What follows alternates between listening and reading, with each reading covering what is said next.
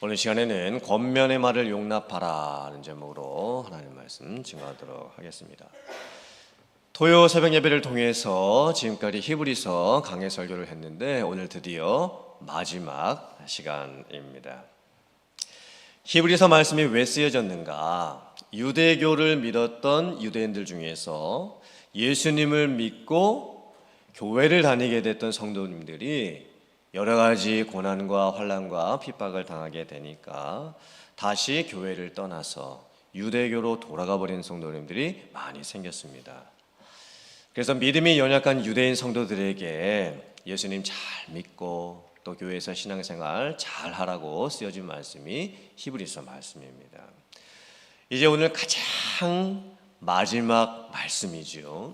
그 내용은 무엇이냐면 히브리서 저자가 이렇게 말씀합니다. 내가 지금까지 너희들에게 여러 가지 권하는 말을 했는데 지금까지 했던 그 모든 권면의 말씀을 잘 용납하라. 즉 말씀에 순종하라는 마지막 말씀이죠. 사실 사람들에게 권면한다는 것이 쉽지가 않습니다. 내가 아무리 상대방을 생각해주고 염려해 주어서 권면을 해 주어도 상대방이 열린 마음으로 그 권면을 받아들이지 아니하면 권면의 효과가 없습니다. 또 내가 권면을 잘못해 주거나 또 상대방이 오해를 하게 되면 마치 이 권면이라는 것이 상대방이 무엇인가를 좀 잘못해서 좀 잘해라 라는 의미로 받아들일 수 있기 때문에 누군가를 권면한다는 것은 참 쉽지가 않은 것입니다. 근데 오늘 이 권면이라고 하는 단어가 헬라어로 파라클레세우스입니다. 이 뜻이 여러 의미들이 있습니다. 격려, 위로, 위안, 간청 이런 뜻들을 가지고 있습니다. 즉 권면이라고 하면 좀 잘못하는 사람에게 잘해라 라는 식으로 이렇게 우리가 쉽게 이해하지만 사실 이 파라클레세우스 안에는 여러 좋은 의미들도 많이 있습니다. 위로라는 뜻이 있지요. 지금 상대방이 너무 힘들고 어려운 상황을 겪고 있을 때에 따뜻한 말로 위로해 주는 것입니다. 또 간청이라는 뜻도 있지요. 상대방을 사랑하고 또 상대방이 더 잘 됐으면 좋은 그런 마음으로 이렇게 해보면 어떻겠냐 간청해 주는 것도 파라클레세우스입니다. 성경의 인물들 중에서 파라클레세우스를 가장 잘했던 인물이 누구냐면 바나바였습니다. 바나바는 별명이 위로의 아들이었습니다. 얼마나 사람들에게 위로하는 말을 잘했으면 별명이 위로의 아들이겠습니까? 그리고 이 파라클레세우스를 우리가 어떻게 잘 할 수 있는 것이냐면 성경에 바나바를 이렇게 소개를 하고 있습니다. 바나바는 착한 사람이요 믿음과 성령이 충만한 사람이라 이에 큰 무리가 주께 더하여 지더라. 다른 사람을 잘 권면하거나 또 위로하거나 또 간청을 해서 그 사람을 세워주려면 내가 먼저 착한 사람이 되어야 합니다. 나의 인격이 따뜻하고 유순하고 부드러울 수 있어야 됩니다. 그래서 내 입에서 나가는 그 말이 내 마음의 부드러움과 따뜻함과 착한 인격 속에서 나갈 수 있어야 됩니다. 그래야 그 말이 권면의 말이 될 수가 있는 겁니다. 무엇보다 성령과 믿음으로 충만해야 합니다.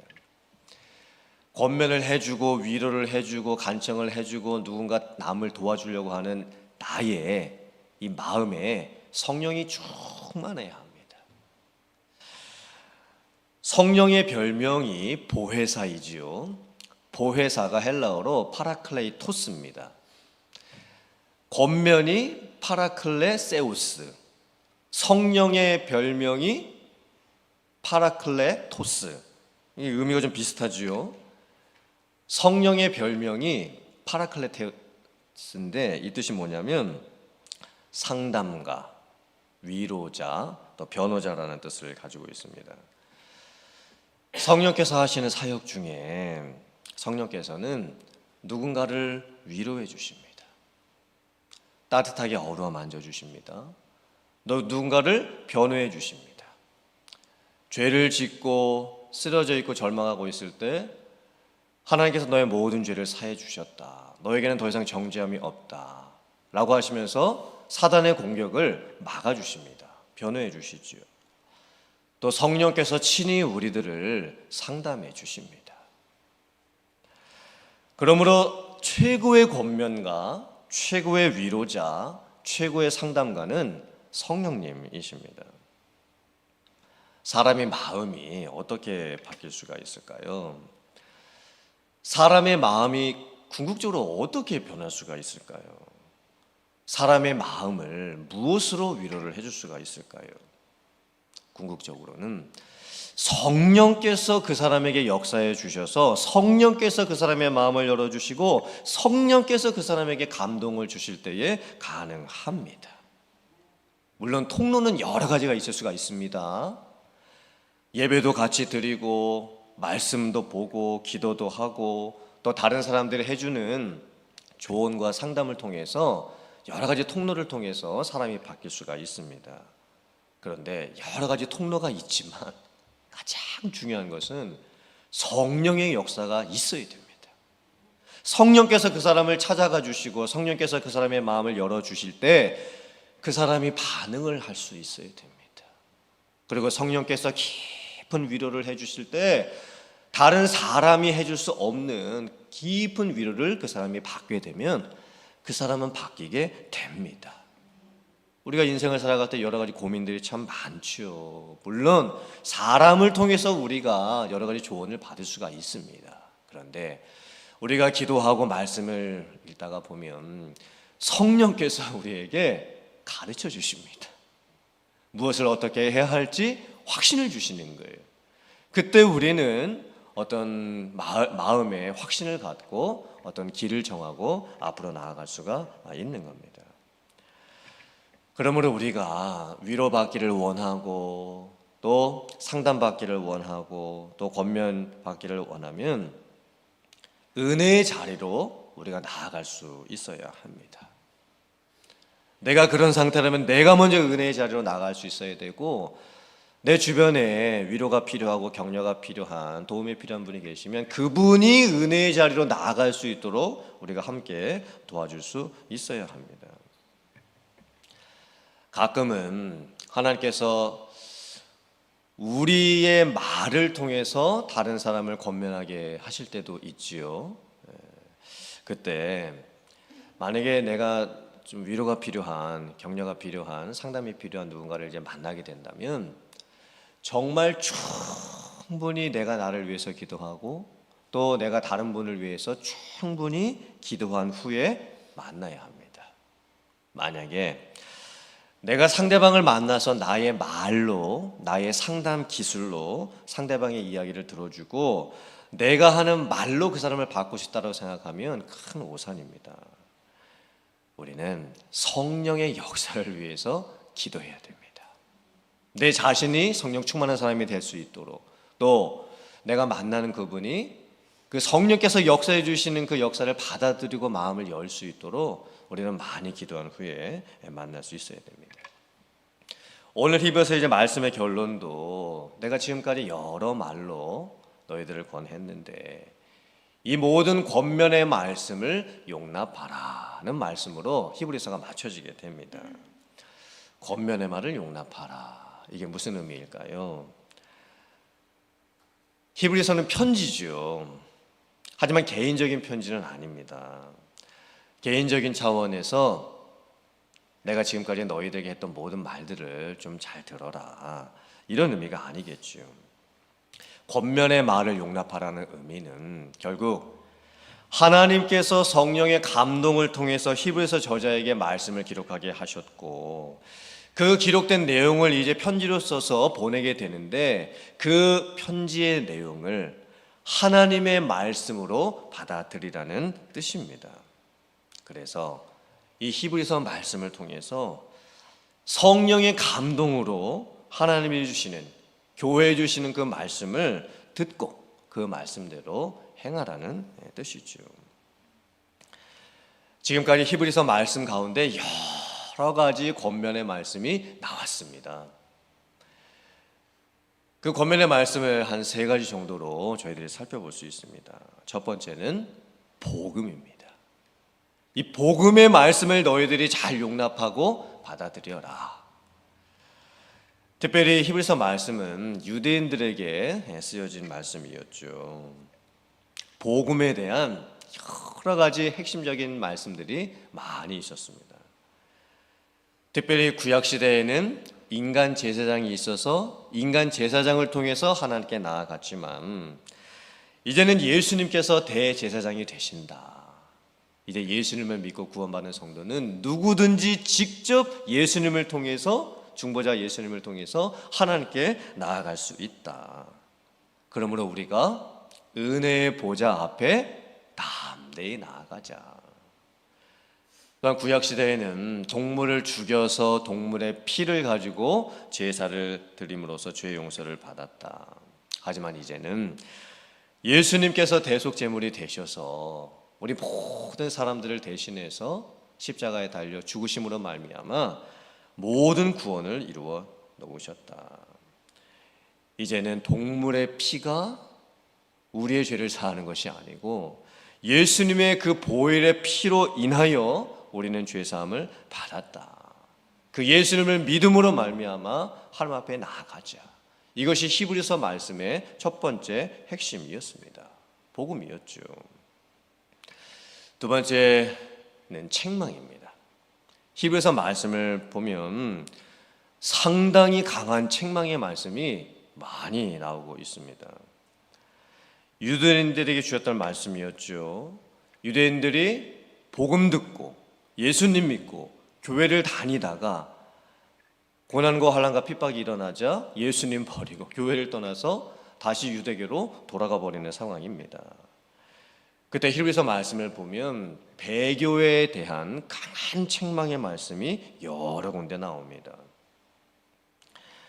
특별히 히브리서 10장 29절 말씀을 보면 어떤 이들은 하나님의 아들의 이름을 짓밟았다. 예수님의 언약의 피까지도 부정했다. 은혜의 성령까지 욕되게 했다.